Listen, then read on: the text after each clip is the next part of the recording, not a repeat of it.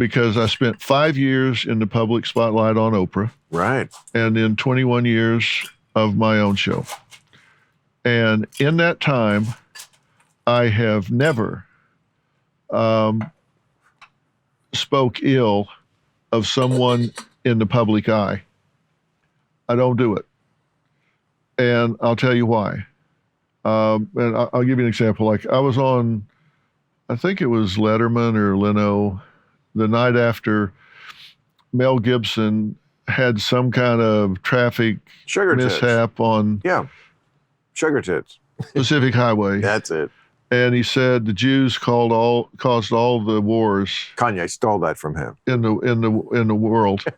And they asked me, I forget if it was Letterman or Leno, but they said, well, what do you think about that? Blaming all the wars in the world on the Jews, Mel Gibson. And I said, you know what? Not his finest hour. Right. But it's 3 a.m. Right. He's out of the car. He's drunk. He blurts something out. I would rather study the guy's 50, 60 years of life instead of judge him on 14 seconds on the side of the road. And I'm not going to trash the guy. I don't know him. Okay. Well, first of all, so you're in the public eye and you say something stupid. You have to expect to be trashed. And, we all had a turn in the barrel. But to my point, that kind of complements this. Look, to say not his finest hour is a charitable way to say it, but okay, let's be charitable and just leave it at that.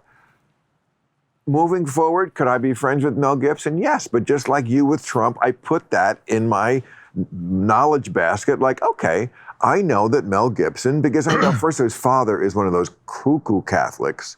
So he has a thing about the Jews, probably because he literally thinks they killed Jesus. Do I think that's stupid? I do, but like everyone has their thing. I put that away and go, let's move forward. But see, I don't know that, and I just don't talk shit about people. Well, individuals. I just do don't know do that it. about Mel Gibson. But I don't, so I wouldn't. And if I did, I wouldn't talk about it publicly. Well, it's out of his mouth, so that's how I know it. Yeah. And am I surmising that he's such a super Catholic and, they believe that the Jews killed Christ? And okay, I am, but I mean, it's not a giant distance from one dot to connect to the other on that one. Some people just don't like the Jews, Doc.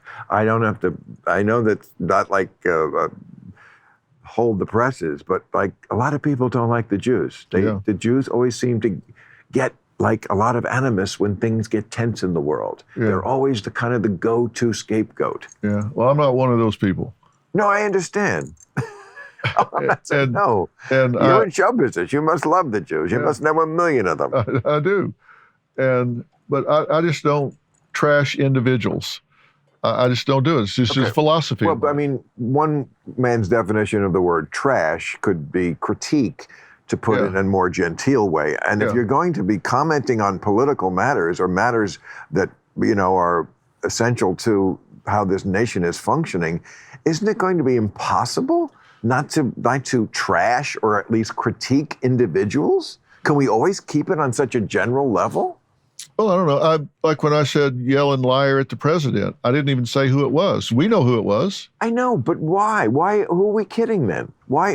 It was Boebert and Marjorie Taylor Greene. Why are we protecting them? I mean, I don't understand what this is buying you to like hold this oath to not hold accountable any individual for anything. It seems like we're leaving out a big part of the equation. Well, you don't need to understand it. You just need to.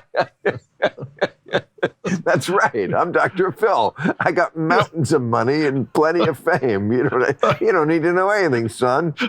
Just pour me another drink. And no, that's true. I mean, but I guess what I'm saying is like, I welcome your voice on matters of national importance in a more macro way. It seems, I'm guessing, but it seems like this is the evolution of where you're going in television. That you had 21 years when you talk to people. I mean, you talk to mostly, you know, couples, counseling, that kind of stuff, and like troubled teenagers and families, and, you know, on a very individual, personal level that then had ramifications because lots of people watching were going through the same thing. Yeah. Right. And that was kind of... Every guest was a teaching tool. Right. Now you're going to be painting on a broader canvas. Is that basically right? Well said. I'm going to steal that and take credit for having said it when you're not around. But yeah, you know, it's like yes, it's like now when I see what's happening on college campuses. I said it's when I see all of this energy that's being put into pronouns. Right. Like I said, a third of eighth graders don't even know what a pronoun is. Right. How about we teach them what a pronoun is, and then we can decide if we're going to talk to them about reassigning them.